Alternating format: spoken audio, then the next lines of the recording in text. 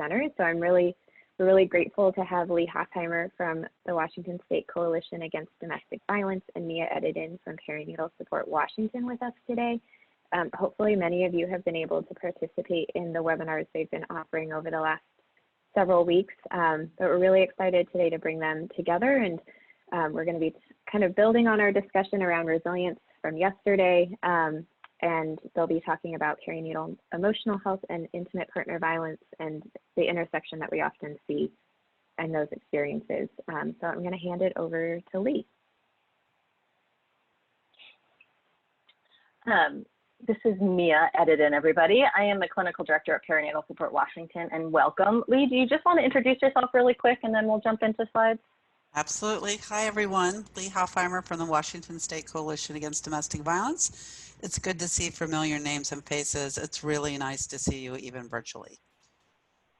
Yeah, it is. As Elisa said, we're really going to be building on, some of the work that you've probably heard Leigh and I talk about already, and sort of helping us ground some of the work that we're doing right now with home visitors, especially during this time. And I'm really glad that you all spent some time talking about resilience yesterday, because I think that it's such a great framework to be thinking about. And we're really going to be focusing on sort of the resilience and the relationships that you all have with families as sort of the biggest intervention and one of the most powerful things that you all can do with new families. If you could move the slides forward. Okay, so I'm not able to forward the slide. So if, let's see, there we go. Nope, wrong way. Not able to forward the slides.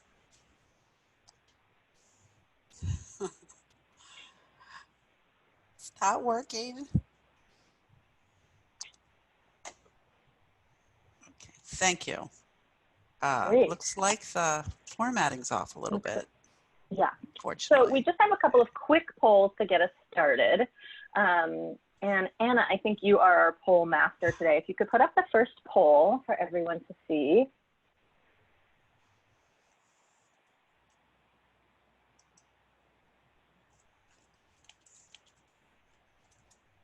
Okay, so we just really want to hear what is your role. So if you could just take a moment and choose your role.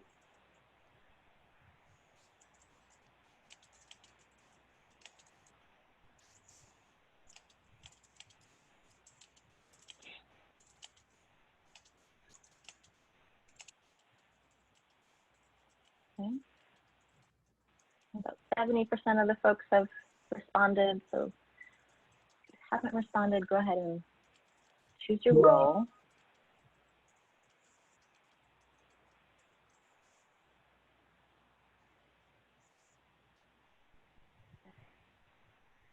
Starting to slow down, and if you could show the poll to everyone. So it looks like about 20% of us are home visitors. We have a lot of supervisors on the call, program managers, and then state team members. And then the all important other category. I'm not sure if anyone wants to chat in. If your role does not fall into one of those, you're welcome to do that. Okay, thanks. And then we have one more poll. Anna, can you put that poll up?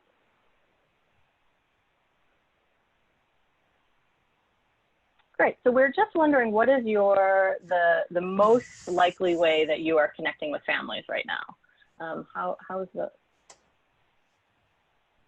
Great. Looks like people are jumping in.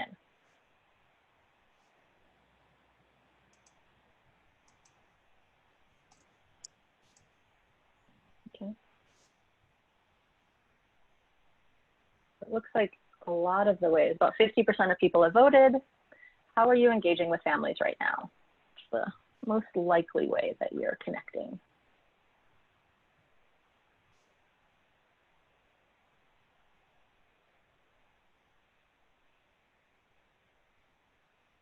Great. 60% of folks have voted. If anyone else likes to vote, go ahead and do it now, and then we'll close the poll.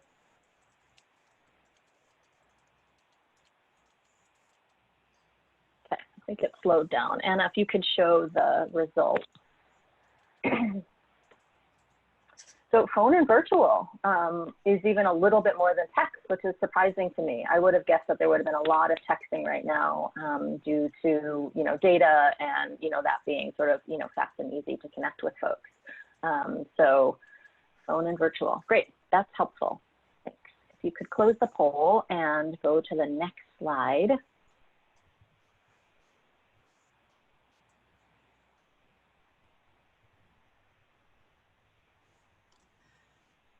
So I am not able to forward the slide. So is that you, Anna?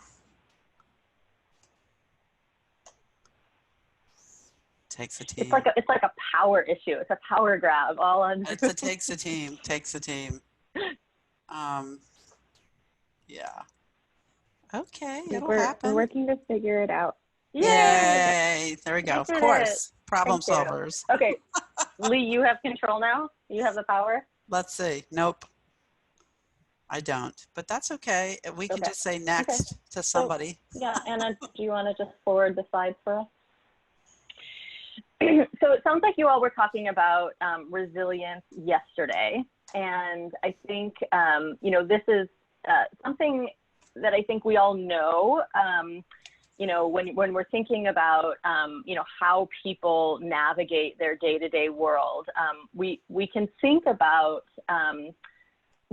this as a pyramid, and this is Maslow's hierarchy of needs. A lot of people know this. And I think that one of the things that happens sometimes when we know something too well is that we actually forget it, and we forget that it actually has meaningful and helpful information for us to remember. And I think that during COVID-19, what I'm hearing a lot from providers across the whole spectrum, not just home visitors, is that a lot of what's being kind of coming to the forefront are things around basic needs, food, housing insecurity, financial stresses, things like access to diapers. And what I'm hearing is a lot of home visitors are really focusing on some of those things, and that sometimes that can actually bring up feelings for us around kind of wanting to do work around, maybe it's, your parents as teachers as the program, and you really want to be engaging in that sort of more like curriculum and the work that you're doing with families, but you find that you're getting pulled into doing some of these other resource gathering for families, and it can feel like maybe you're not doing the work that maybe either you wanted to do or that feels important. And what I'd really like to share and remind all of us is that you really can't do that other work, right? You can't engage in that higher level work where people are thinking about, how parenting or sort of what their emotional health experience is like until you meet those basic needs at the bottom. And so it's really a foundation. And what I really want you all to remember is that that's important work. And sometimes we forget that that's important work, and that work is always needed.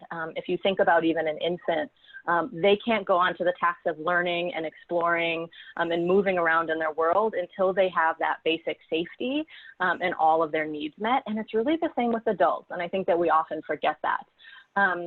So we have to start at the bottom, and we have to sort of honor and respect, right, that if those things aren't there, that families actually can't move into those other areas. And don't get too caught up on the top 3 areas.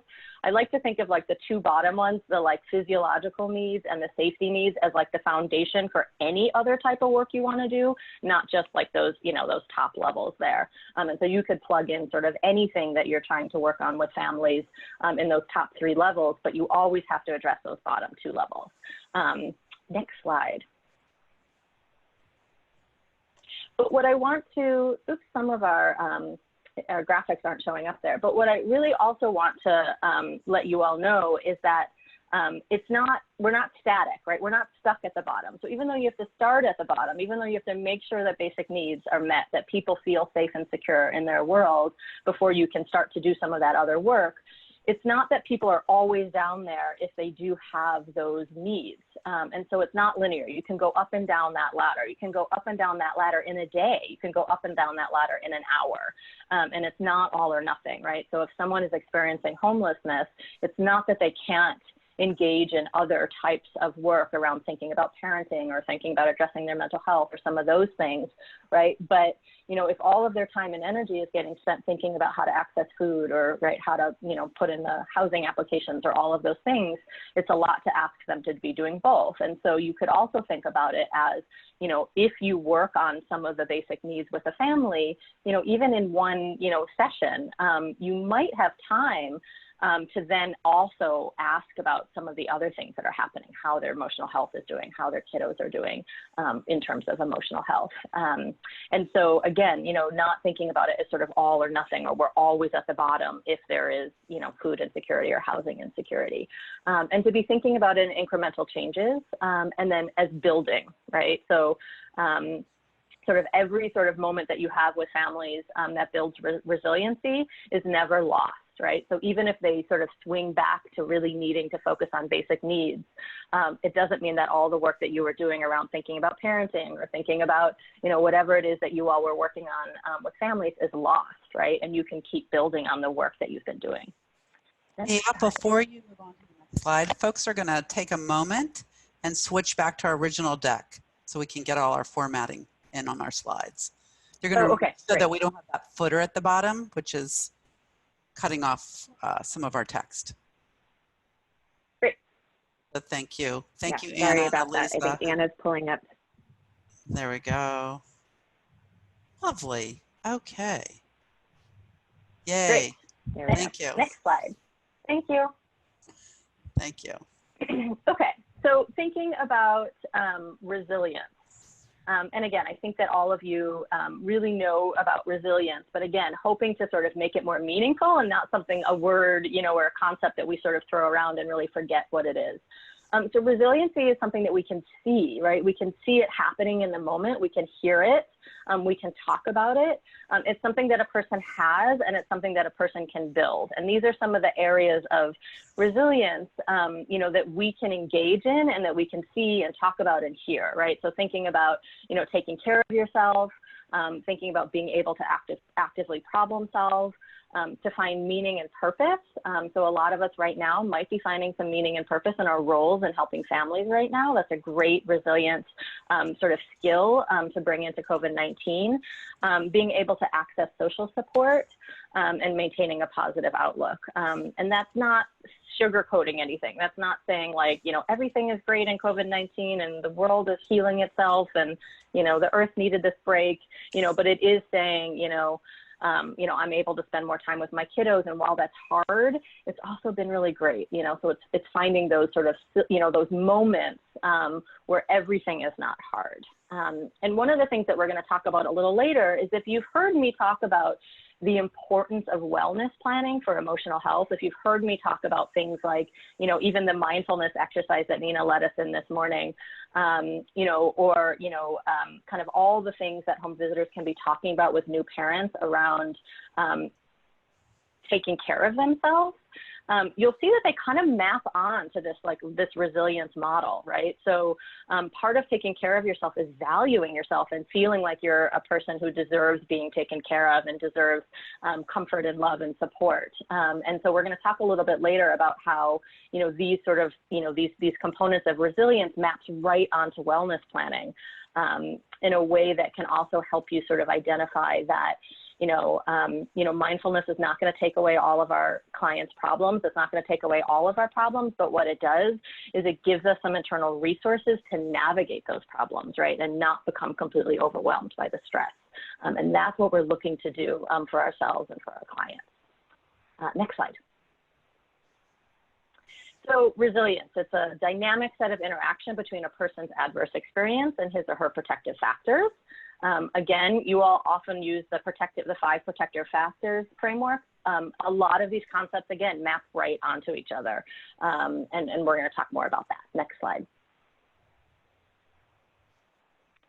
So some of the ways that we can help foster resilience or build resilience in ourselves or in our clients is to talk about those different areas of resilience. So one is offering those protective factors. So things like, you know, are there social support that you have in your life that you can access? If not, can we find those, right? So it's not, do you have it, do you not have it, right? Are you, you know, all or nothing in a binary, but sort of having dynamic conversations about how to find some of the things that you need in order to build or foster resilience. Again, you know, talking with our clients and thinking about sort of what is a meaningful activity that they're finding is helpful right now. And so again, that might be their role. It might be that, you know, they're the mom who's taking care of the kiddos. That could be the strongest identity they have. It could be being part of their faith community. And so when you hear the things that families are talking about in terms of the places that they feel good about themselves, we really want to highlight those and encourage families to engage in those activities more and to remind them how important those activities are. And then again, engage in wellness planning. I sort of mentioned this already. Wellness planning is really the belief that I'm valuable, right? That my needs are valuable, that I deserve to be taken care of, even if that means that I'm doing that caretaking. And then problem solving. Problem solving is can be really great, but sometimes as helpers, we like to jump into problem solving a little too quickly. And if you start trying to problem solve a client's issue that's happening and they start saying, oh, that's not going to work because of this, or that's not going to work because of that, one of the things that I might sort of caution you is that you maybe haven't listened enough, and you might want to pull back and listen and connect more, and then help them problem solve, right? So how would they like to, what's the next step they would like to take, or what's the next thing that they see as the thing to do, and not rushing too quickly into problem solving, because sometimes there's big problems that can't be solved, and the way of helping that is to first listen.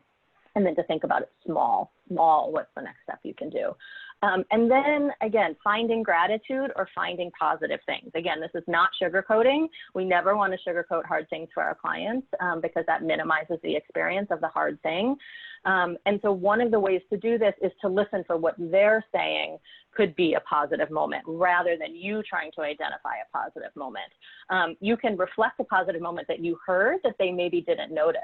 And we're going to talk a little bit more about that in the next slide. So looking for resilience.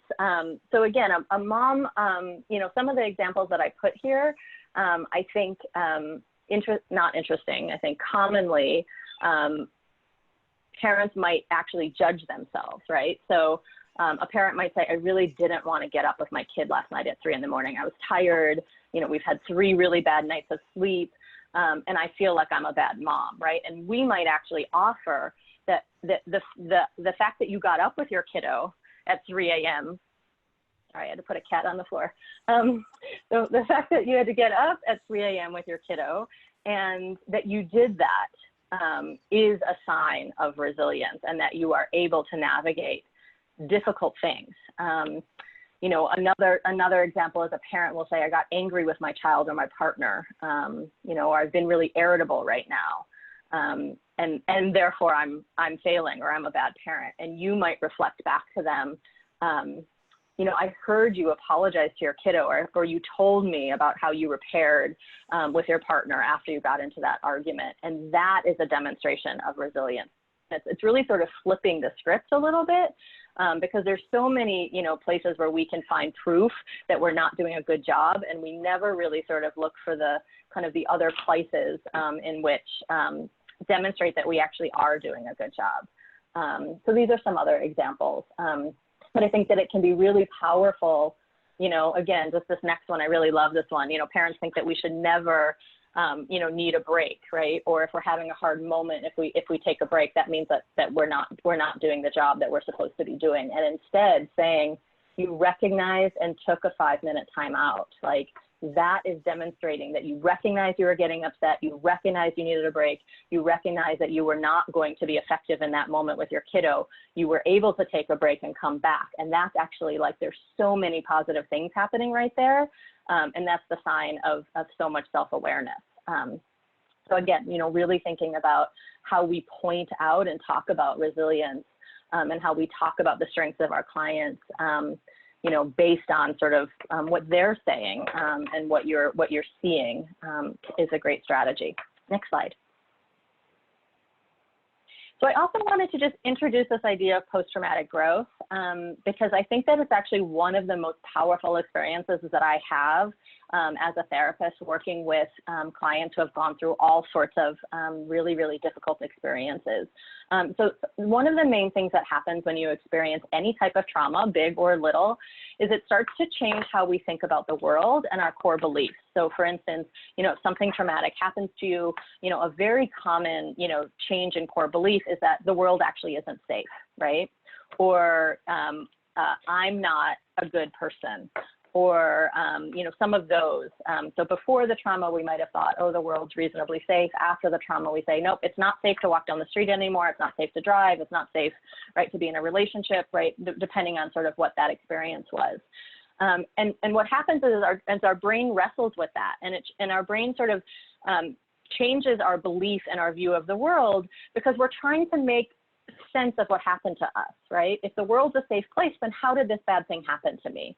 And so the world must not be a safe place. So it's an attempt to try and sort of understand the world and give us a new way of being in the world.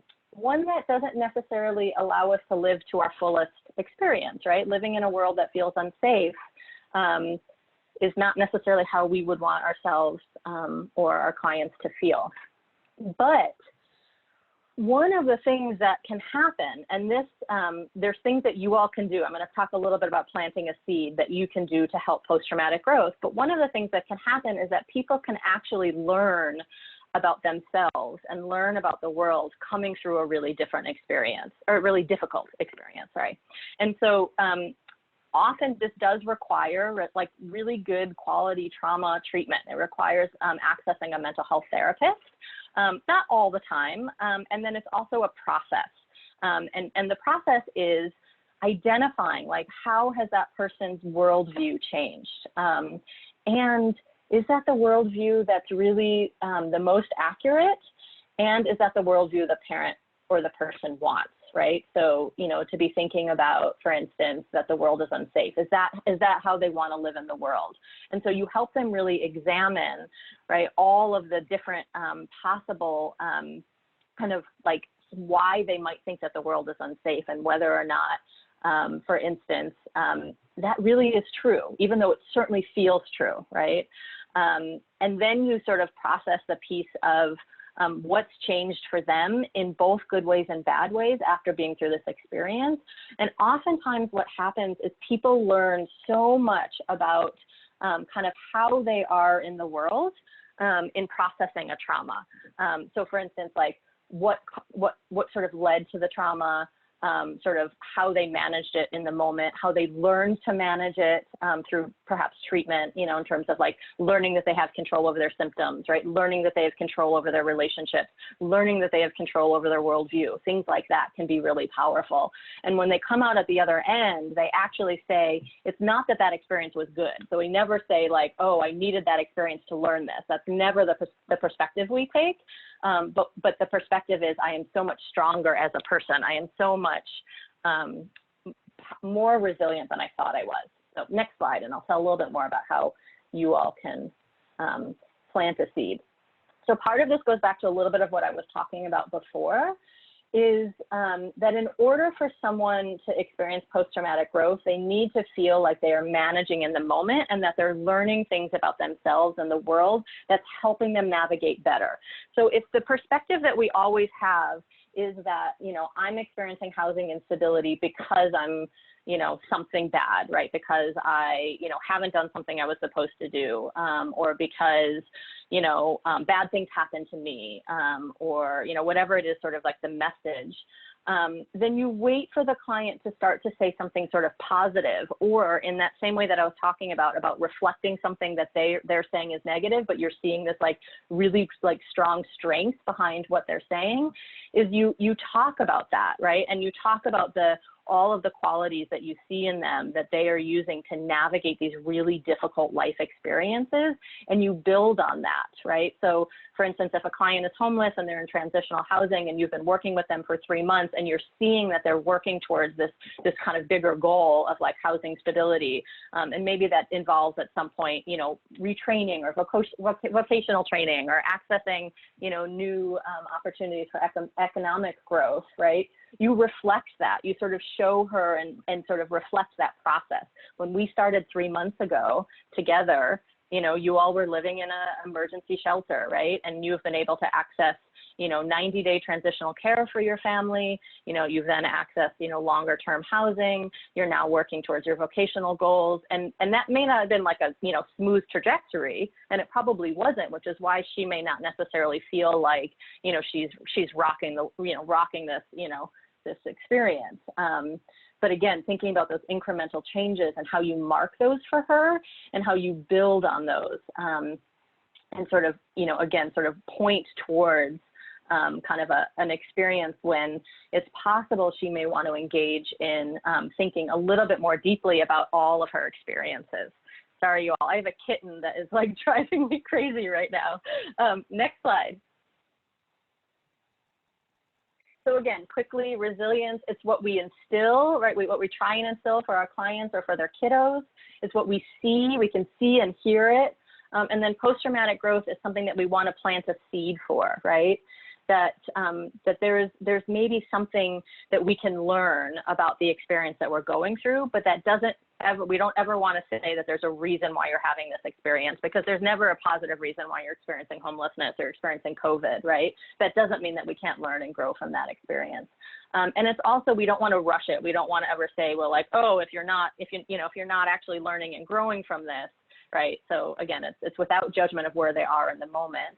That there's always something to learn and grow from our experience, and that post-traumatic growth is a process of undoing trauma, right, and becoming stronger. Next slide.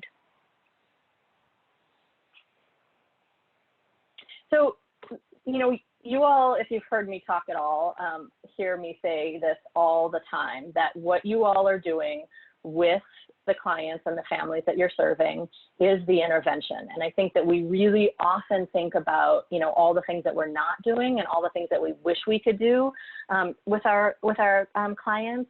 And in the same ways, you know, that you might reflect to the families that you're working with about all the things that they're doing that's really wonderful, I want to reflect back to you all the things that you all are doing that's really wonderful.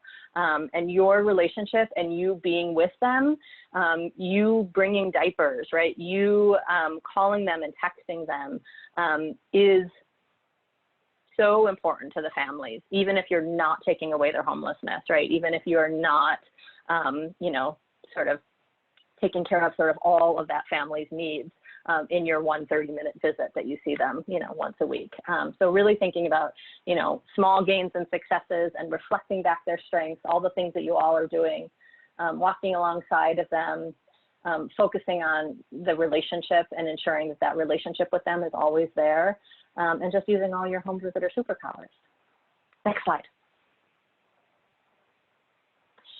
So we're going to dive a little bit into kind of the meaty content, the IPV and perinatal mental health. And, you know, we're shifting gears a little bit towards this like nice, positive, all the things that we're doing for our families, and really thinking a little bit more about working with a family that might be experiencing both intimate partner violence and a mental health complication, and some of the things that you might be seeing and some of the things that we know. And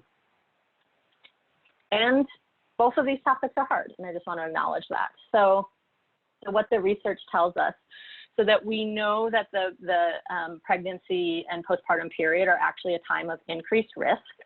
That when women are pregnant or people are pregnant, they have an increased vulnerability to IPV due to physical, emotional, and financial needs. And there's sort of a unique thing that's happening, and this happens for all people that are pregnant, is that in some ways we do become more dependent on the people in our lives. And that may be our primary partner, that might be other people in our lives. but we're not meant to do this alone. And so that dependency is not necessarily a bad thing, right? It's sort of a normal kind of part of bringing a kiddo into the world. But if the person is in a relationship that has coercion or violence or control, that could put her in a particularly more vulnerable place.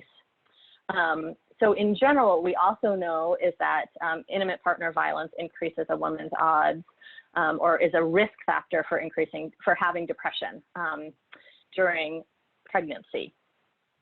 We also know that if she's experiencing depression or a mental illness, she also could have a higher risk for being victimized. And that we know that the distinctive stressors around pregnancy can exacerbate the physical, emotional, and social risk factors for experiencing IPV. So some of the things that we had talked about, so more of that dependency, so physical, right, needing help, perhaps with other kiddos, needing help around the house, financially, right, as you're pregnant or have a young infant, it's harder to work. Things like that can actually build dependency, which could put some risk if she is in a relationship that has any violence or control or coercion. Next slide.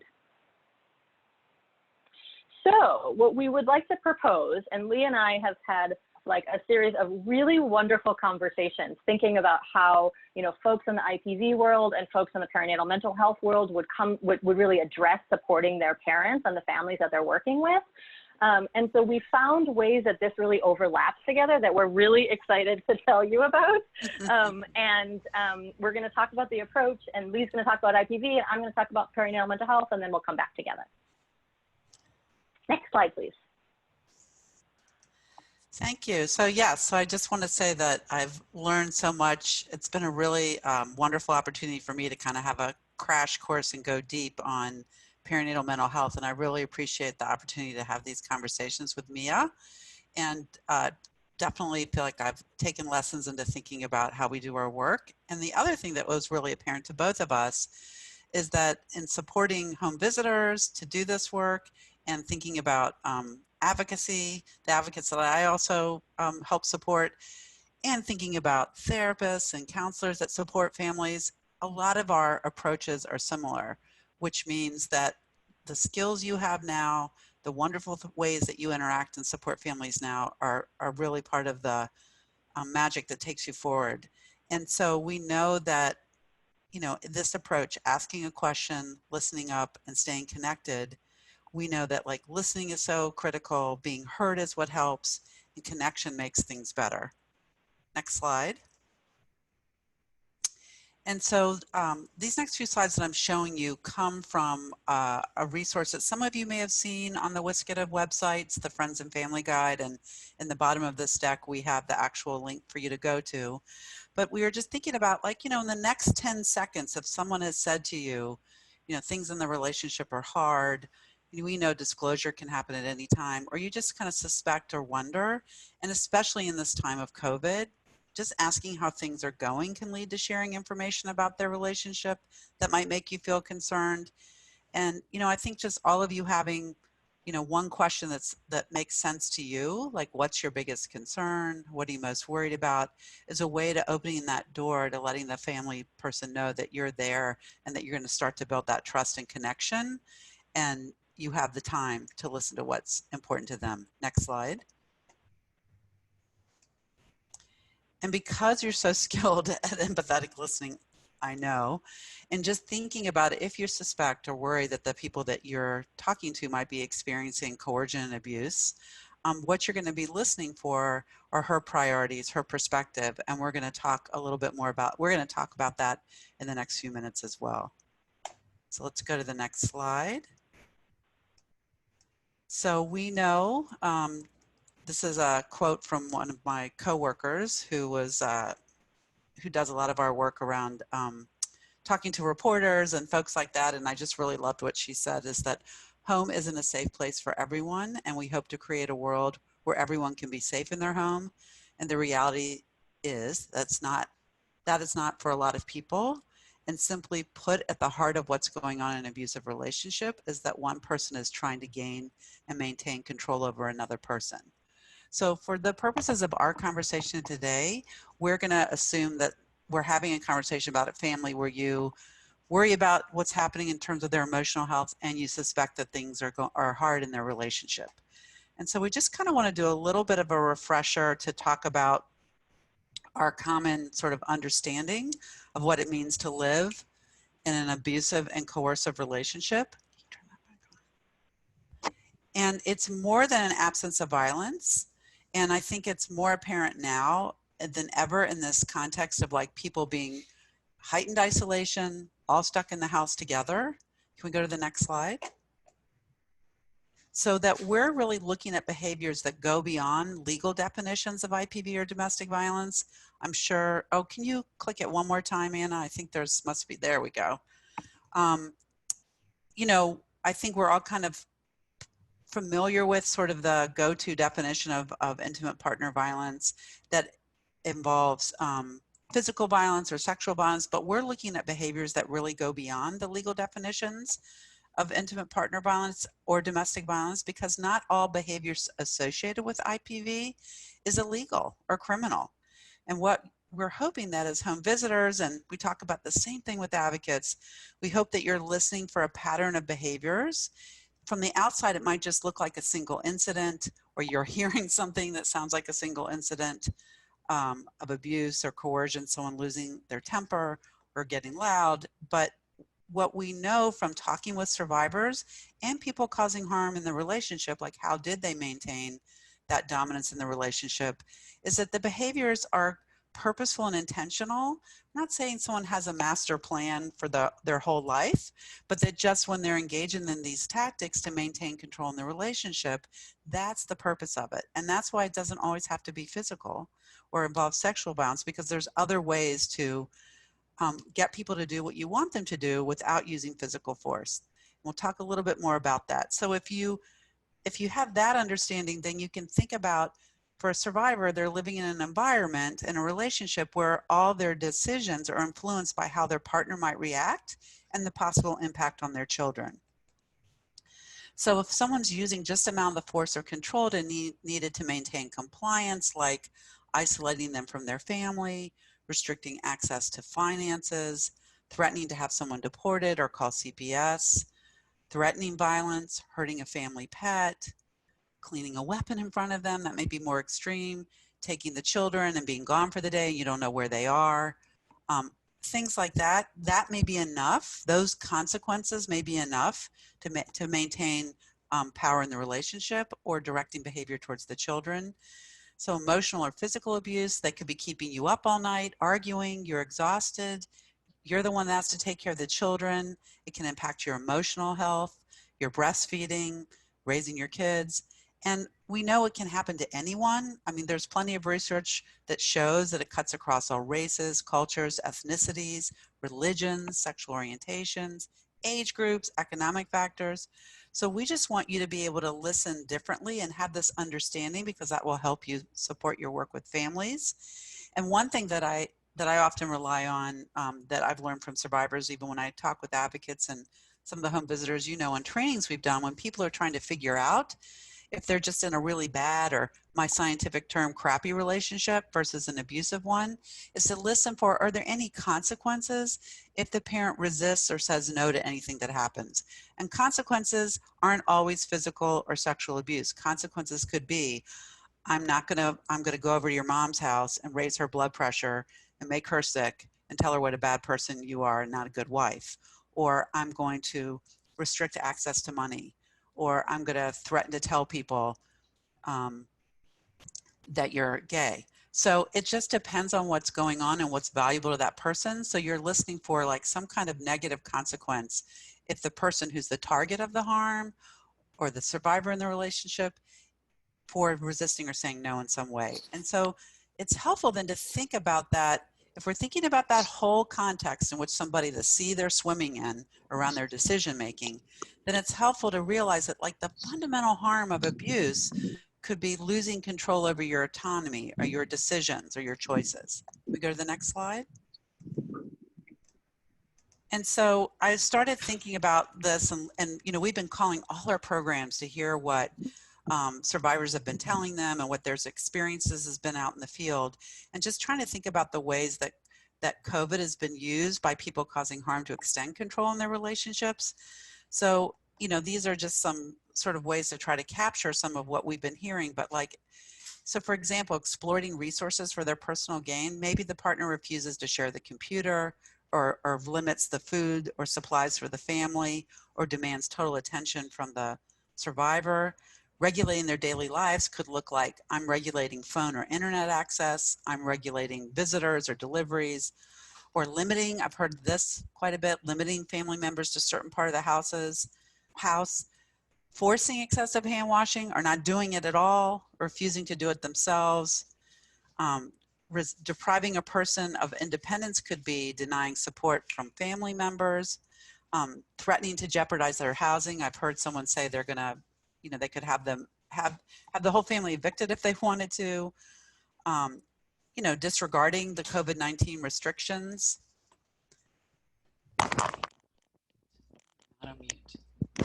So, you know, just thinking about that, using children, threatening to take children or refusing to return the children, or engaging the family with exposure.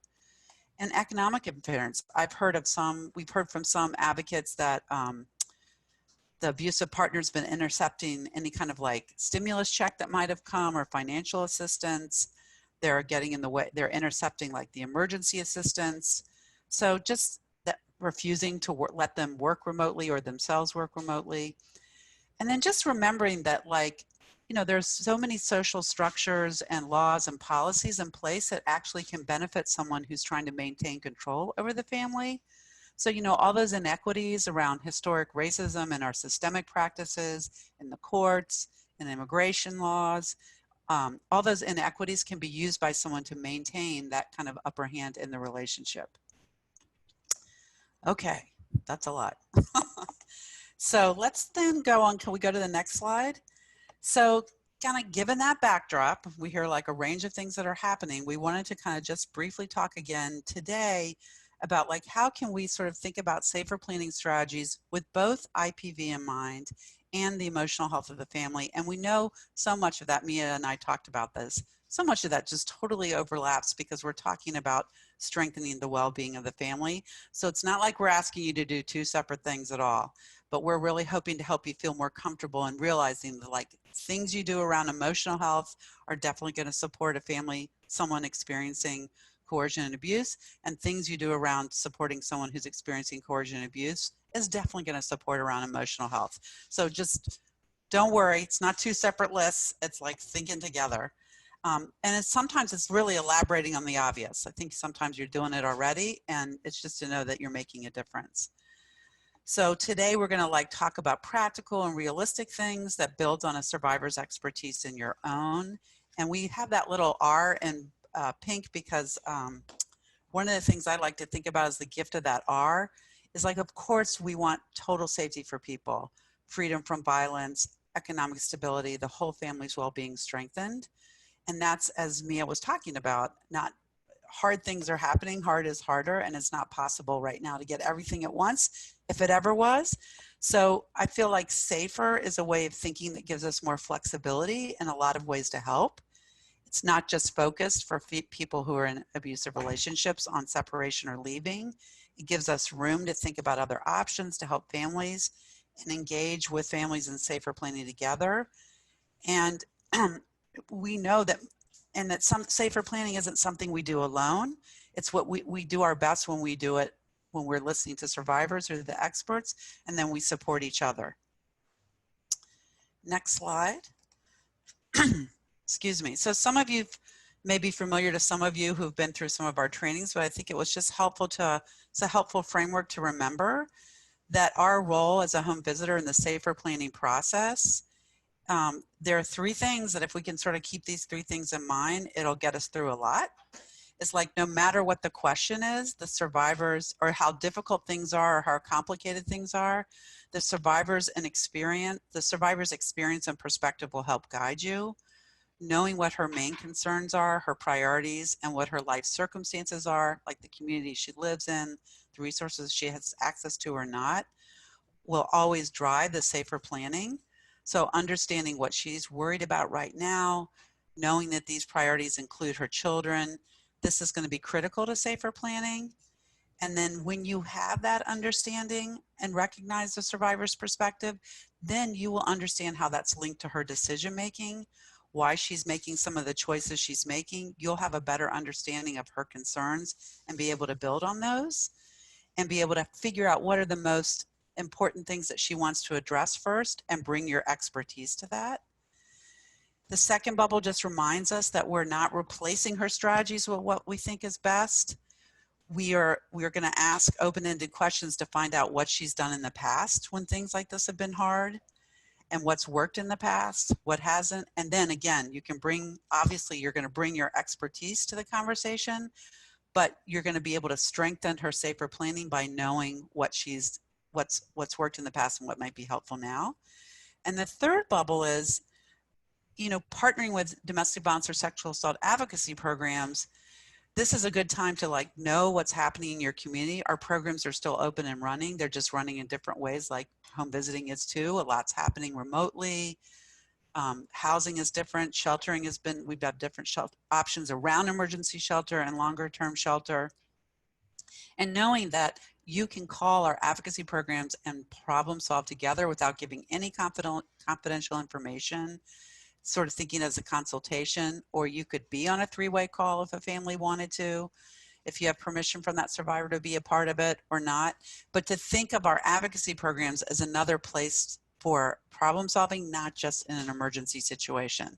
And that's something we've been trying to do in our state for a number of years now, to bring advocacy and home visiting closer together, because we really feel like you are doing the work of, you are doing prevention work. And we believe domestic violence and sexual abuse is 100% preventable, and we feel like you all are key in that work in our communities. Okay, so next slide. So things you can say to support someone. These are all things you say when people are talking to you about what's happening around their emotional health. These are all things that help deepen your trust, that help make a person obviously feel validated and heard. And so if disclosure of anything that happens around intimate partner violence, or just like things are hard in this relationship, these are things that you can say in the next 5 seconds. And I think you probably all have a version of this, but it's just a good reminder that that acknowledgement really goes a long way with survivors. Survivors often tell me they remember when people have said things like this to them, especially like, I'm so sorry this has happened to you, and you choose what to do next, is things that survivors have often remarked to me. So the next slide. So just to go a little bit deeper and thinking about our safer planning. So to help you understand how to get what's going on from when we mean understanding a survivor's perspective around their risk analysis and their priorities. So this comes from learning from survivors. This work, really started with Jill Davies, I would say about 20 years ago. She's out of Hartford, Connecticut. You've heard me talk about her work. She really helped sort of break down for advocates the critical thinking that's involved in what's really going on when we're trying to figure out how to support survivors. What are survivors telling us? How do we get out of our own way to do a good job of supporting survivors? So one of the critical things that really resonated for me and made a difference when I was first being an advocate was to get it. Again, it seemed so obvious. Once she said it, I was like, oh yeah, that you're thinking about the individual risk that the person that you're living with, what the partner creates, but then you also have to think about life-generated risks. Like, what are the limitations now that we're living at shelter at home and I can't really go outside of this household very easily? So a survivor is not, it used to be, I think when we first started doing advocacy work, we were just really focused on the physical violence and very blatant acts of obvious control. And we weren't thinking about the fact that oh, if we put her in this emergency shelter that's on the other side of town, now she's stripped from support from her mom or her sister, her family. She doesn't have a way to get to work. Who's going to pay for childcare? And by the way, you can only stay for a month. So then you have to leave after a month. So we just had to really think, how do we do what you, home visitors, already do, which is really holistically see everything that's going on in people's lives. Then it made more sense to me to understand why a survivor would say, actually, no, I'm not interested in shelter for a number of reasons, besides loving my partner and wanting them to do better, but I don't want to be, what's my options after 30 days? I don't want to actually leave my home, and I don't want to actually leave the school system that's finally figured out how to work with my kid with a disability, who's doing the best they can. And I don't want to leave my community that's a real support to me. So knowing that survivors are juggling both with every decision. Remember that sea we're swimming in? So they're thinking about whatever we're suggesting or problem solving with them is it going to make things better? Is it going to make things worse? Are things going to stay the same, or I don't know? And so there are trade-offs with any decision. And so you all are so good at helping think holistically about families, and that everything you all are thinking about how that's impacting the family around their emotional health, as well as the coercion and abuse they're dealing with. It's a place to keep that in mind when you're starting safer planning. Next slide. So, you know, as Mia was saying, ongoing process, right? It's an ongoing process to undo trauma and to experience growth. Trauma is things that happens to us. It's an everyday kind of occurrence in so many ways. And I feel like, you know, I've been so affected by COVID, and I've got all kinds of support around me. But just the fact that I had to remind my partner who's making breakfast, I'm not on mute. You know, everybody hears every conversation I'm having in this house because my setup was in the kitchen. So just thinking about safety planning as a process, not a product. So you're initiating and you know, we hear that all the time. Do you have a safety plan? I'm like, tear that thing up. Most of the time when I see safety plans on the internet or in forums, it's all focused around a crisis incident. Like stay out of rooms that are unsafe, save a little extra money, you know, call the police. It's all very focused on like an outbreak, an incident in the moment. That is not safer planning. And people kind of, most common sense know if they're in a really extreme situation, like someone has a weapon, they're going to call the police if they think they need to. Safer planning is that daily ongoing process of thinking through, like, how do we make things safer at home? How do I reduce the coercion or violence? How do I help as a home visitor reduce the coercion or violence that's happening in the home? Because that's what the survivor is wanting as well for her family. So you're initiating a conversation, you're reviewing like her risks, her priorities, you're identifying relevant options and resources. Just by doing that, you're reducing isolation. That's a measure of success. And then plans change. And I want to say change plans are not fail plans, because plans can change by the end of the conversation based on the options you've reviewed, or plans can change by the next time you call because of her partner's behavior. So that's why it's like an ongoing process. That's a bread and butter kind of thing that advocates do that you could always problem solve about without any identifying information, just like to have some shared thinking. And of course, the survivor. Okay, next slide. So safer is doable and important because it builds on the strengths of the survivor, what they've already done. It's driven by the survivor, not our forms. And we say that to advocates too. It's driven by the survivor, not our forms, not our curriculums, not the advocate, not the home visitor. It helps us understand what motivates the survivor's decision-making. It leads to understanding, it leads to partnership. And I always talk about partnership as shared responsibilities. What can you help with? What can she do? And building that, you know, really walking alongside her. Next slide. So just to remind us all that leaving is a strategy, but not the only strategy, because leaving can come with consequences, very harsh ones like homelessness or harms to friends or family, and staying might be the safest choice. Leaving can work for some victims, but not others.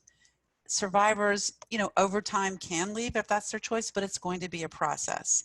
So we have to shift away from, because remember, we're not just talking about the most extreme incidents. A lot of the folks we're working with, when we learn to listen differently and listen for those consequences people have for resisting or saying no, are living in situations where there's coercion and abuse, but they're not interested in leaving. They want to keep the family together for lots of complicated reasons, love being one of them and hope for change, and others being like, we can't, you know, fear of deportation, losing my kids, I can't leave, disability issues, all kinds of reasons. So what does the survivor parent say would help the most? What is she worried about? What has she done in the past? Who are her supports? And then connecting with advocates. So like just trying to get us out of that mindset that it's not all about a big crisis and that we're trying to help reduce violence and coercion. We have that expert in front of us and we can build on her safer planning strategies. Okay, I know there've been some questions in the chat box, which is, I can't read and talk, but Mia and I did, hopefully we'll have a little time at the end that we can talk. We're not sure, but we're around. Okay, next slide. Great. So switching into thinking a little bit about perinatal mental health, and this is a kind of a quick overview, and hopefully everyone actually knows most of this, and so we can go through it quickly. But, you know, PMAD, so perinatal mood and anxiety disorders, are actually the #1 complication of pregnancy. We know that there's overall, what we say is around 20% of women can experience a PMAD and around 10% of men. But what we know is that actually our life experiences can put us at higher risk for experiencing a PMAD. So things like poverty, things like trauma, things like compounding risk factors like IPV, right, can increase our experiences. And so that's why you see this range here. And we're going to talk a little bit more about that, but we're not going to get into kind of all of the prevalence and stats. Next slide. So perinatal mental health is a spectrum, right? So it's not just depression, and it's not just depression, and it's not just postpartum. So it can happen at any time during the 2-year sort of childbearing period. So we're thinking about the period of conception, the period of pregnancy, and then around up to the 1st year of life. And again, here is the spectrum. So we see depression, we see anxiety and panic, we see obsessive compulsive disorder, bipolar, PTSD, and then postpartum psychosis, which is not very common, but it absolutely happens. Next slide. So one of the biggest things to remember around thinking about the spectrum of perinatal mood and anxiety disorders is that they often, the symptoms and the experiences overlap. And so one of the challenges, and you know, you've probably heard me talk a bit about this, is that if you're only screening for depression during the perinatal period, you're likely missing a lot of the other experiences that the parent could be having. And so we always recommend definitely having a screening that addresses at least depression and anxiety, but we also encourage a trauma screening as well. And sometimes screening can just be asking some questions, right? It doesn't have to be a form, right, that you check off a bunch of, you know, very clinical questions. And so, you know, thinking about putting simple screening measures into place to make sure that you're asking about all the things that a parent might be experiencing is really important. Next slide. So quickly, you know, one of the reasons why, you know, we talk about the whole perinatal period is because a lot of what we think of as postpartum depression is actually depression that started either during the pregnancy or even perhaps during the before the pregnancy, so before conception. And so a lot of what we're looking for often is postpartum depression. And I might wonder, why is it that we're looking for postpartum depression versus looking for depression at any point in a person's life?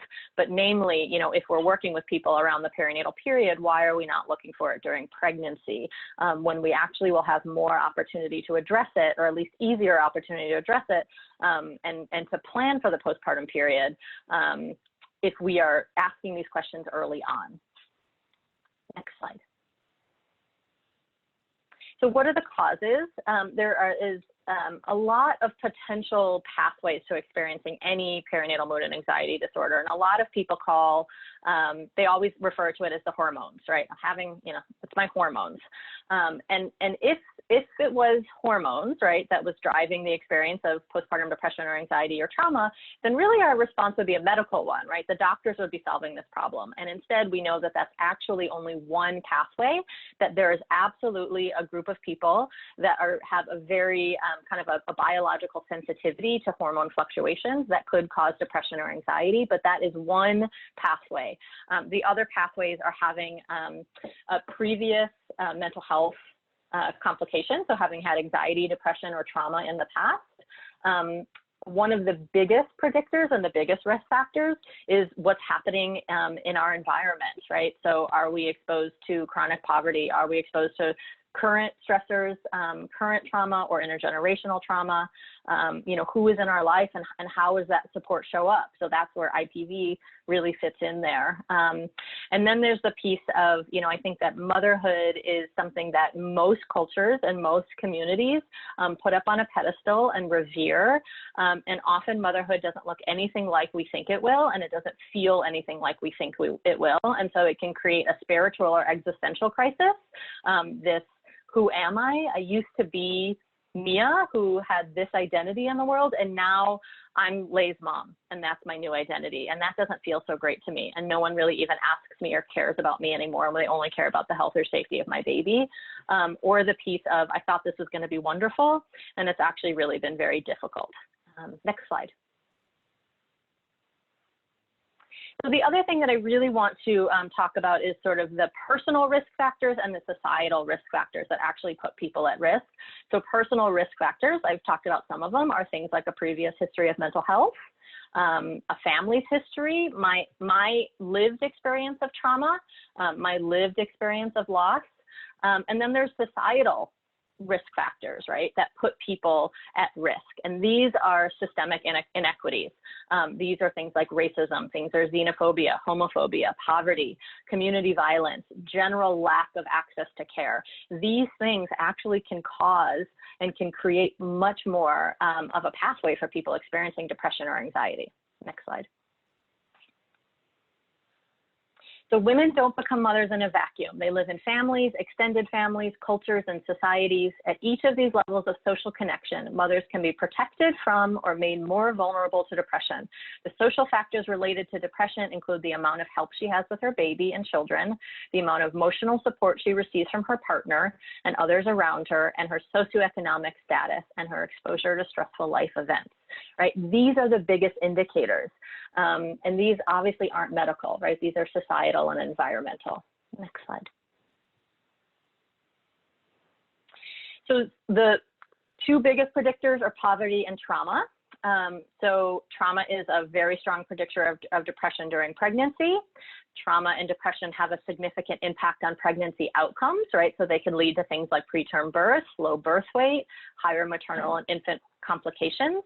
And then we know that pregnancy complications have higher rates of postpartum depression. So it's this cycle, right, that happens, that one thing actually makes her more vulnerable to experiencing the next difficult thing. And maybe it's a mental health complication that actually can predict a medical complication for herself or her baby, which then can actually predict the possibility of experiencing depression or anxiety.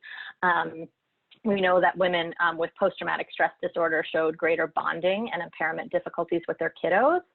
And then we also know that Black, Indigenous, and women of color are significantly more likely to experience trauma, right? So communities are being disproportionately impacted. Next slide. And then poverty. So this is actually Washington state data. So teen mothers, we saw a rate of 28 to 67% were depressed. And again, that's a really wide range because those teens are experiencing different life events. They're not one homogeneous group. Early Head Start, so folks enrolled in that program at 48%, so pushing 50% are experiencing depression, and women on public assistance, close to 50% is experiencing depression. Next slide. So talking about emotional health, how do you talk about this? One of the things that I say is that we should always be talking about emotional health. We should never be waiting. You know, I really do hear often from people that they say, oh, wait until the baby's born and then we can screen for postpartum depression, or, be on the lookout for postpartum depression. And when I hear, programs or, providers saying, oh, she has a lot of risk factors, we should be on the lookout, I actually like thinking, oh no, we need to be talking about it right now. And that we don't need to be like waiting and see or looking out. We need to be talking about it. And we should be talking about emotional health in ways that feel very accessible and are not clinical. So there's a little bit of a difference between talking about mental health, right? We're not necessarily talking about depression and anxiety and using those words. We're talking about our emotional health experiences. And so COVID is a great opportunity to be checking in with families quite often around emotional health. And so, you know, here are a few just examples of things you could be saying to families. COVID's bringing up a lot of feelings. I've been hearing from the other people in my life, or I've been feeling, or I've been hearing from other families I'm working with, right? And then you can list some examples. And sometimes when you list examples of some of the things that you're hearing, you're actually saying to them, these are the things that you can say to me, right? Like I'm familiar with these. I'm comfortable talking about these. I'm a person you can talk about them with.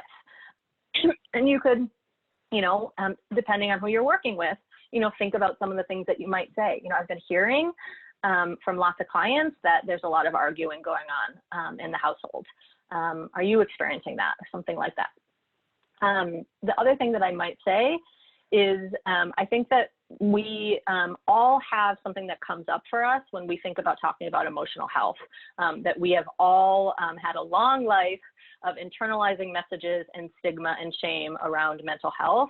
And I would encourage all of us to be thinking about what is it that comes up for me when I start talking about mental or emotional health, and encourage us to find ways to not shy away from this conversation for ourselves, for our clients, for our families, for our loved ones, you know, that this is a life skill, not a home visitor skill. This is a life skill that everybody needs. Next slide.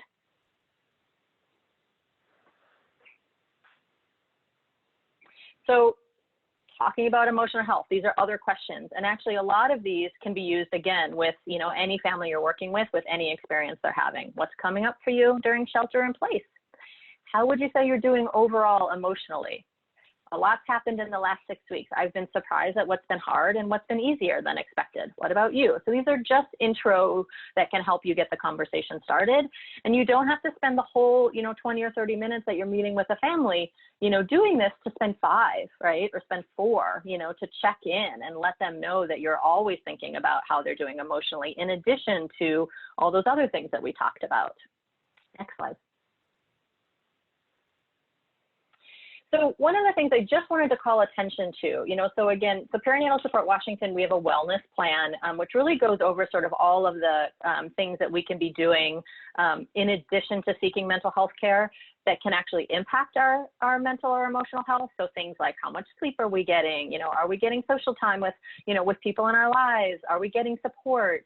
You know, how are we doing physically? Are we eating? Are we, you know, when we have small kids, you know, sometimes it's 3 o'clock in the afternoon before you realize you haven't really eaten anything other than the crust of bread, you know, from their lunch that you made them. And so, you know, thinking about how that might impact you.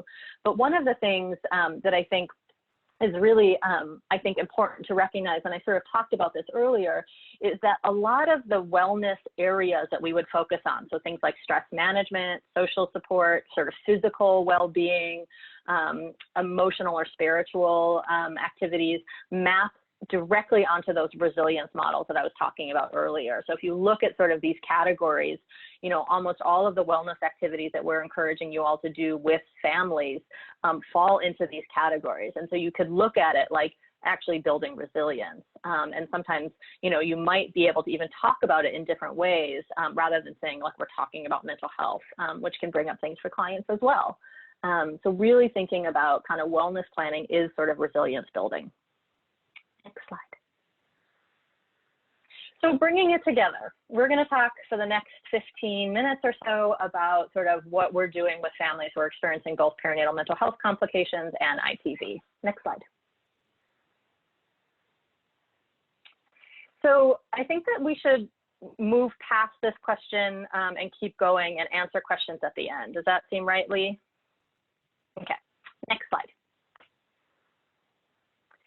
So when Leigh and I have had these series of conversations, which has been really enlightening, I think, for both of us, one of the things that we really wanted to see was where we're approaching things similarly. And these are the things that we came up with, right? So working with a family who's experiencing both things, the way that we would sort of even just approach a family like that is, again, talking about IPV or talking about perinatal mental health.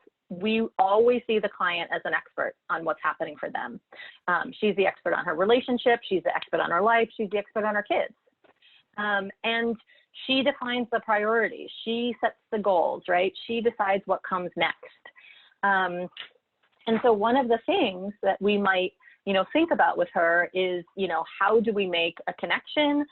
How do we build trust and partner with her so that she understands that we're not coming in with an agenda and we're going to like sort of, make her go to the mental health therapist or make her call the DV advocate or, whatever it is, that we are actually there to walk along with her and help her decide what she's going to do next is the most important thing.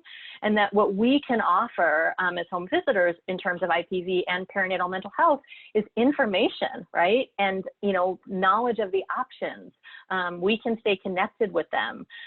We can potentially connect them with the resources, again, that they want to be connected with, not the resources that we want to connect them with. So that's, I feel like, the most important piece about addressing mental health and IPV is that we are there to walk along with, support, provide access and resources to the things that she wants and she's identified. Next slide. So weaving it together. Next slide.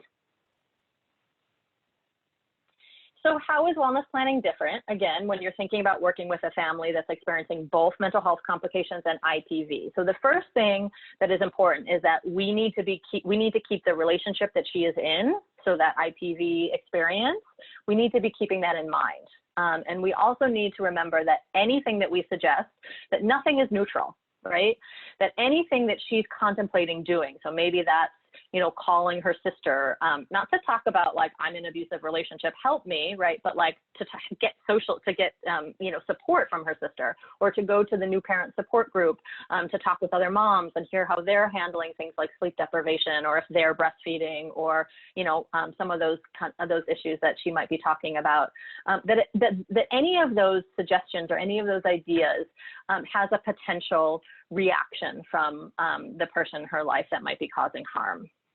And so the first thing, right, again, that we would do with her if she was saying that she was depressed or anxious and also experiencing IPV is asking her what she wants support with. Where does she think is the best place to start, right? And identify what that might be. So if she's feeling really isolated and really alone and having a hard time with that 3-week-old baby, right? But her sister has young kids too, and her sister might be a place where she could actually get help and support around, figuring out breastfeeding or figuring out something. Then we need to say, okay, if talking to your sister is the thing that you would like to do and you can identify as a great support for you right now, what do you imagine your partner's reaction might be in this moment, right? Well, he doesn't really like it when I talk to my sister when he's around, or, he always thinks that I'm complaining about him, or something like that, right? And so then you might really say, okay, well, how have you talked to your sister in the past, right? Or how have you get your needs met in the past? And she might say, well, usually I call my sister when he's at work, right? And she might say, well, he's not at work very much anymore because he's laid off because of COVID. And so there's not really a lot of time, So you say, well, when might be another time that you could call? And you say, well, maybe when I take the kids to the, outside to play in the green area or something, right? And so you're really sort of helping here. You're not saying, well, he should really be letting you call your sister, right? That's not the approach you're taking. You're saying, how can you get this need met? And then what is the safest option? What has she done in the past? Leigh, do you want to jump in and say anything? You're on mute. Thank you. I think you're doing a great job. I guess I would just add, we've been talking about, hey, it's really hard to get a moment of privacy. Can you sit in the car on the street? Can you sit in your closet? We've just kind of been exploring different ways to try to get a moment alone or some privacy from your partner as well as your kids. So it's really getting practical with folks, given that we're stuck together in the same house. Great. Next slide, please. So one of the things we wanted to talk a few minutes about are sort of the big contextual things that are happening for families that could be impacting their access to mental health care, and also have these kind of these factors that are also happening due to IPV. So, one factor that we hear around access to perinatal mental health care is financial limitations, right? So people either don't have health insurance to access mental health care, or they don't have, if they are working, so they can't take time off of work because they can't afford to take time off of work, or they don't have childcare because childcare costs money, or they don't have transportation because transportation also costs money. And so there's a lot of financial barriers. But if we're thinking about it from the IPV lens, Leigh, you want to jump in on the IPV Sure. one? So even if there is money, she may not have access to it. She may not be able to use the health insurance because he'll see she's using the health insurance. She may not have access to the car, not permitted to work. So it's not, you know, it might seem confusing, like, well, it seems like there's money, but like, she's not told you yet. Well, because it's embarrassing her to say, like, I have to kind of get him to agree. She might feel embarrassed about that or ashamed. And so, you know, when we're thinking about, you know, general sort of perspectives and feelings around mental health care and mental health services, you know, we know that, you know, people feel stigma and shame around experiencing depression or anxiety. There's messages that if you experience those, that means you don't love your baby, or you're not a good mom, or you're not a good parent. There's fear around child protective services. If you disclose that you're having any type of mental health complication during pregnancy or postpartum, there's fear that, right, any type of mental health treatment could be used against you in family court. And that's not just in an IPV relationship, right? We know family court judges have different training on mental health during the childbearing period. And then we also know that, you know, many communities don't trust the mental health system. That's not where they would sort of identify as a helping, right, caregiving environment, that they might want other resources to address mental health in the mental health system. And then again, for a parent who's experiencing IPV. The thing I could add to it that might seem subtle is, like, there's only one cell phone for the family that gets data, and he's regulating the use of it. So even if she could do like a FaceTime conversation, it's not as easily accessible to her. I think all the other things that Mia talked about similarly could be used against her in the context, even when he's a person causing harm, still can be used against her, seen as like not a fit mother, not as capable. Yeah. So when, again, we're thinking about, you know, families that are living in the context of experiencing racism and cultural oppression. So the ways that we would see that in the perinatal mental health world, right, is the trauma that's caused by maternal and infant mortality and morbidity that is caused by racist practices. You know, we know that women of color are not listened to, and they're not prioritized, and they're held to a different standard. So when women of color, for instance, say, I'm feeling anxious or depressed, they're less likely to get diagnosed, they're less likely to get treatment, they're less likely to be offered treatment, such as even medication, to decide if that's something that they want. And that shows up also as limiting for, given all that, many survivors say, like, I don't trust how the system is going to be treating my partner, treating my family. Like, I wasn't interested in arrest. What I'm interested in is support for him to do better. And similarly, the person causing harm can also use those oppressive practices to their advantage. Like, I'm going to call ICE, and, you know, I've got papers, I've got documentation, but you don't, and I'm gonna, if you try to leave the relationship, I'm gonna call ICE, and you'll end up deported, and I'll have the kids. Next slide, please. So again, if we're thinking about community or experiences of trauma, so we know that past trauma impacts the ability, a person's like actually like their perspective and their ability to navigate systems. So not trusting systems is an example, you know, feeling as though systems are potentially, you know, to be afraid of because systems have not treated their community respectfully in the past. And then also trauma increases the risk for mental health complications, so they're correlated.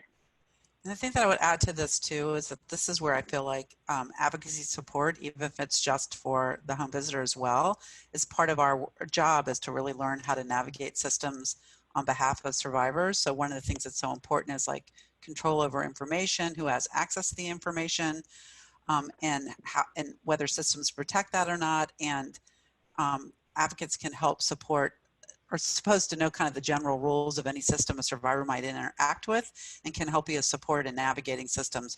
It's really hard when you're dealing with both coercion and abuse and mental health issues. It's great to have someone else in your corner kind of like helping say, like, you know, the system didn't do what it was supposed to do. Let me help you with, if you want help with around this issue, I'm here.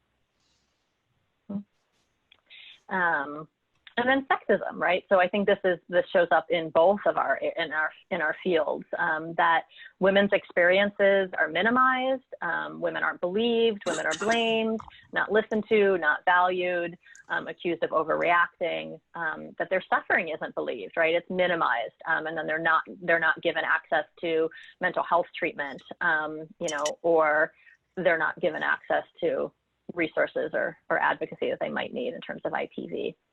And then folks in the LGBTQ community, in the perinatal mental health world, folks tend to be less knowledgeable about perinatal mental health for LGBTQ parents and caregivers. And so the result is that the care is less effective, and they can be prevented or denied access to care based on providers' ignorance, homophobia, you know, or denial of being willing to either be knowledgeable about LGBTQ issues or even just to even see them as clients.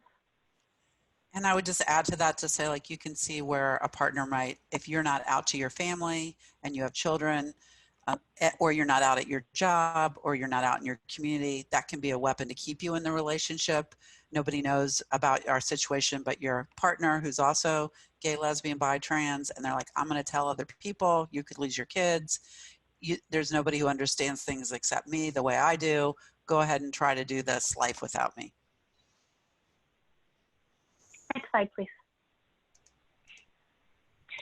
So, right, there's so many things that families need, right? And one of the things that we sort of want to always be sort of undercurrent is that staying connected is the biggest intervention that you can do in following the client's lead. Leigh, do you want to say anything else about this? Yes, I just heard this from an advocate yesterday, and I thought it was really powerful. She said, connection is powerful. It is the antidote to isolation. And that's how I feel. I feel that way for the work that you do. Your connection is the antidote to isolation. Next slide. Do you want to read this? Yeah, sure. Again, this came from Kelly in one of her interviews, and I thought it was really powerful. In some ways, checking in is easier than ever right now, since everyone wants to see how people are feeling as we weather this coronavirus pandemic together. We can still chat online, pick up the phone, call one another, and by doing so, we can all potentially be a lifeline to survivors. And Mia and I really feel like home visitors, you are that lifeline to survivors and to families. So the next few slides are just resources for you all. We're actually not going to spend any time talking about them, but we wanted you to have them. And I think that it might be a better use to spend just a moment or two thinking about some of the questions that people chatted in. Some of the questions that I saw, okay, is,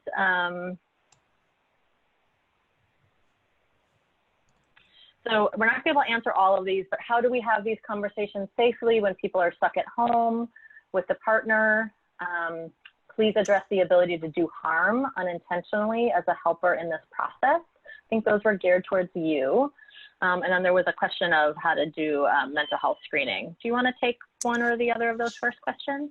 Sure. I think they kind of like they're speaking to a similar theme. So I do think the COVID pandemic is an opportunity for you to legitimately, whether it's a brand new relationship with families or one where you are concerned about what's going on, to just be like, hey, given the COVID pandemic, we're checking in with everybody. How are things going? Is there anything your family needs? So that to me is a way that you can totally safely check in, and the person can talk with you about their immediate needs. You can also say, hey, during this course of this conversation, if you ever need to change the subject abruptly, don't worry about it. I'll just follow your lead. I'm not going to go, what are you talking about now? You can also say, you can also check in and say, hey, can you tell us who's in the room with us?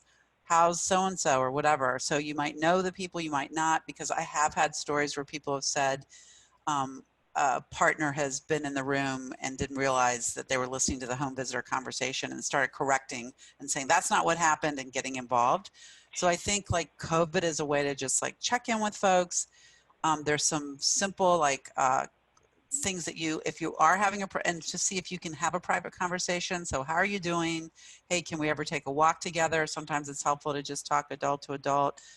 You know, things you already do. Hey, can the kids put an put a headset on, play a game while we talk, or just have that conversation about basic needs because you know you're going to be calling back again. And that, I think that's really the reality of what we're doing right now. It's a softer touch, and it's just opening the door to conversations. And I can talk with folks at another time about like some simple things we're encouraging folks to do around just erasing texts, erasing phone calls, stuff like that off the computer or phone. Mia? And then the question was, one of our requirements is to do a mental health referral with anyone who has a positive score, a PHQ-9, a depression screening score above 10. I think it's a maternal, infant, child health, something requirement. I've always felt that it was intrusive if the parent wasn't interested. How do we do that in a way that respects the parent and what they need? So your home visiting programs might say something different than I do. I am not, I do not work for the home visiting programs. But one of the things that I always sort of approach screening for is screening should be done to be helpful for the client, and it should be framed that this is something that might be useful for the client. Something like, have you ever considered that you might be depressed? Are you familiar with depression symptoms? So one of the things that a screening does is it actually asks you the questions that correlates to whether or not you might be experiencing depression. And so it might be interesting to find out. So you could offer to look at the screening with someone. You don't have to just pull up the screening and do it. You could say, hey, would you like to look at it? And we could talk a little bit about it, and we could see what those questions are, and we could talk about depression symptoms. The other thing that I would say is if from my perspective, if a person always has to have informed consent, and if they don't want to complete the screening, then the screening doesn't get completed. But I do think that we should set up a screening as best as possible, which is to say, this is a tool for us. It's a tool for you, and we can use it that way. And also, if you don't want to fill this out, you don't have to. I'll let DCYF and Allison, talk about sort of, how to approach sort of like the, whether it's required or not. But that would be my perspective on that. And then the other thing, again, is around a referral. There's more than just a referral to a mental health therapist. And so thinking about if someone is experiencing depression or anxiety symptoms, you might say, what do you think would be helpful? And what do you think is the next step? And can I help you find those resources? And there's nothing wrong, if she's in the mild to moderate range, if she's trying other things and trying to address her wellness, you can always bring it back up, in 3 or 4 weeks. You can say, hey, we talked about this a month ago, and you expressed that you were feeling depressed, and you said you wanted to go to a new parent group. Has that happened? And how has that happened? And how has that impacted you? And do you feel like that's enough? Like, I'm here to continue to find the resources that you need. So I might approach it that way. I would just add too, I know that there's been a little bit of softening, I feel like, from HRSA guidance around screening. They're saying that there's no evidence that virtual screening for domestic violence is safe. They're not saying don't do it, but I feel like there's a little softening where I feel like home visitors just really use their common sense. Like we're talking about using COVID as a way to open the door to the conversation to just check in on the family. So I feel like if you don't know who's in the room, if you don't know who you're actually talking to, if you're not able to have a private conversation, you could get disclosure at any time, really, and move into like figuring out what people's priorities are around what they want to deal with first, and then exploring options. I feel I would just echo what Mia said, that like you trust your gut, because you don't want to do harm. As someone said in the chat box, how do we not do harm? You don't want to do harm unintentionally. So you don't know who's in the room or whether it's private. You do have time. You will be coming back to connect with people. We had a few slides that I just threw up, Mia, too. Like you could go to the next one too. Some of I just want you to know that these places are in Spanish and English. They can chat, text. In the advocacy line itself, the national hotline have advocates that speak over 22 languages, so you're not going through a language line or a third person. So there's more resources there that'll go out to folks, but if you would jump down to slide also with the perinatal resources, which is after the friends and family guide, Anna. One more. Next slide. One more. Next one. There you go. So these are just some resources for you all. So we have a statewide warm line. We have live answering 9 to 4:30 every day. And we do callbacks in the evening and weekends. They're just not necessarily answering a call as soon as the parent calls. Our warm line is available in English and Spanish. We have online support groups that are available now to anybody in the state because there's no longer, geography no longer matters when you're doing virtual work. So they're available to any parent. And then we also have some online resource guides for things like stress management and anxiety and more, specifically during COVID, but also useful at any other time. And then Postpartum Support International is a great organization, and they have increased their online support groups, especially for some specific affinity groups. So things like, or groups like military families or families in the NICU, they have Spanish support groups. And so you can check them out as well. Thank you all. Thank you, everybody. We know it's a lot, but we know you're used to a lot too. Thank you. Yeah. Thank you so much, Mia and Leigh, for your expertise and your wisdom.